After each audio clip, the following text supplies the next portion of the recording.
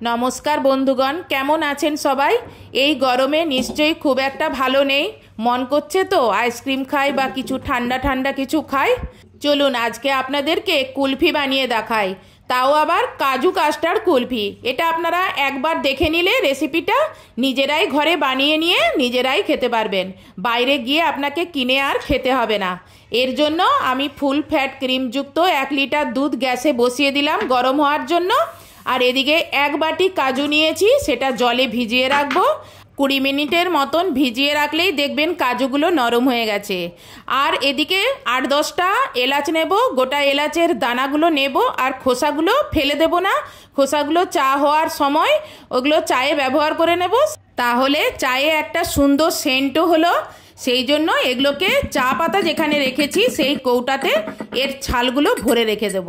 দেখুন কত সুন্দর ফাইন পেস্ট করেছি এলাচটাকে। এবার এদিকে দেখুন দুধটা ফুটে উঠেছে।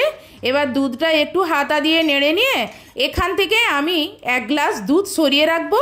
এটা ঠান্ডা করে কাস্টার্ড গুলতে ব্যবহার করব আর কাজুটাকে বাটতে ব্যবহার করব। সেই জন্য 1 গ্লাস দুধ আমি এখান থেকে ফুটন্ত দুধ আমি সরিয়ে রেখে দিলাম ঠান্ডা হওয়ার জন্য।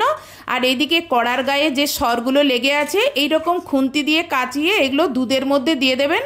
এই সরগুলো খুব সুন্দর মালাইয়ের তখন কাজ করবে, না হলে কড়াতেই লেগে রয়ে যাবে। এখনই সময় থাকতে থাকতে একটু একটু করে কাচিয়ে কাচিয়ে ওগুলো দুধের মধ্যে দিয়ে দেবেন। এদিকে কাজুগুলো গ্রাইন্ডারে দিয়ে সাথে একটু দুধ দিয়ে এটাকে দেখুন ফাইন পেস্ট করে নিলাম। আর এদিকে একটা কাঁচের বাটি নিয়ে তাই আমি 4 চামচ কাস্টার্ড পাউডার নেব। মানে এখানে ধরুন 1 লিটার দুধের জন্য আমি 4 চামচ ব্যবহার করছি, মানে 250 গ্রামে 1 চামচ দিয়ে এখানে ওই ঠান্ডা দুধটা দিয়ে এটাকে গুলিয়ে নেব। এটাকে এখানে যদি গরম দুধ ব্যবহার করেন তাহলে কাস্টার্ড পাউডারটা জমাট বেঁধে যাবে। হয় ঠান্ডা দুধ দিয়ে গুলাতে পারেন আর না হলে এখানে এমনি নর্মাল জল দিয়ে এটাকে গুলিয়ে নিতে পারেন। যদি বাই চান্স হয়তো দুধ আপনি উঠিয়ে রাখেননি, হ্যাঁ, তা সেই সময় আপনি জল দিয়েও গুলতে পারেন।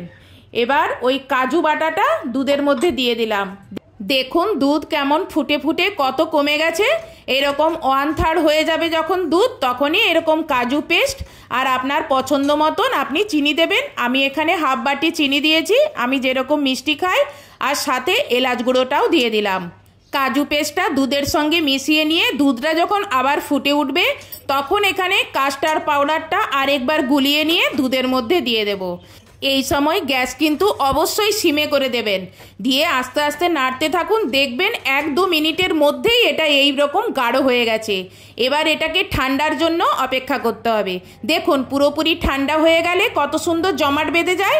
যেহেতু এটা জমাট বেঁধে আছে কাস্টার্ড পাউডার দেওয়ার কারণে, সেই জন্য এটাকে স্মুথলি একটা পেস্ট বানানোর জন্য গ্রাইন্ডারের জারে নিয়ে নিলাম। নিয়ে এটাকে আমি ফেটিয়ে নেব।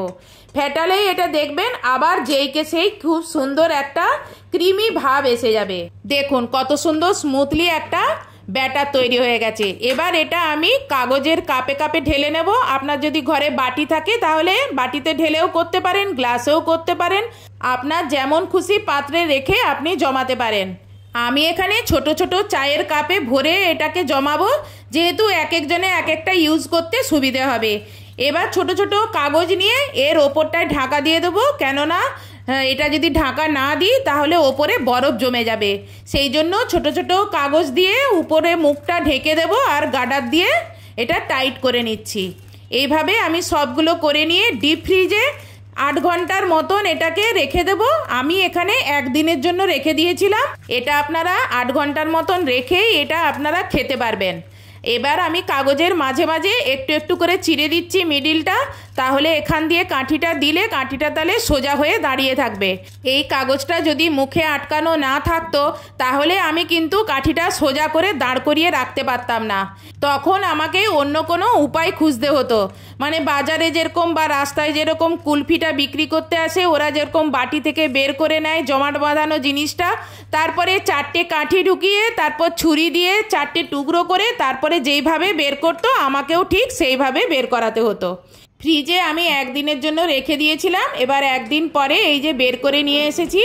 এবার আপনাদেরকে আমি এক একটা কাগজ উঠিয়ে খুলে দেখাচ্ছি। দেখুন আমার কত সুন্দর কুলফিগুলো জমেছে। এটা হচ্ছে কাজু কাস্টার্ড কুলফি, একবার এভাবে আপনারাও বানিয়ে খেয়ে দেখুন, কি দারুণ খেতে। দেখলেন তো বানানো কত সহজ কাজু কাস্টার্ড কুলফি। এবার আপনারাও বাড়িতে বানিয়ে খেয়ে বলুন কেমন লাগলো, কমেন্টসে কমেন্ট করে জানাবেন। ভিডিওটা যদি আজকের ভালো লেগে থাকে তাহলে ভিডিওতে লাইক এবং চ্যানেলে সাবস্ক্রাইব করবেন। আর ফেসবুক থেকে যদি দেখে থাকেন তাহলে ফেসবুকটি ফলো করবেন। আজকের মতন এখানেই ভিডিওটা শেষ করছি। নেক্সট ভিডিওতে আপনাদের সঙ্গে আবার দেখা হবে। বাই।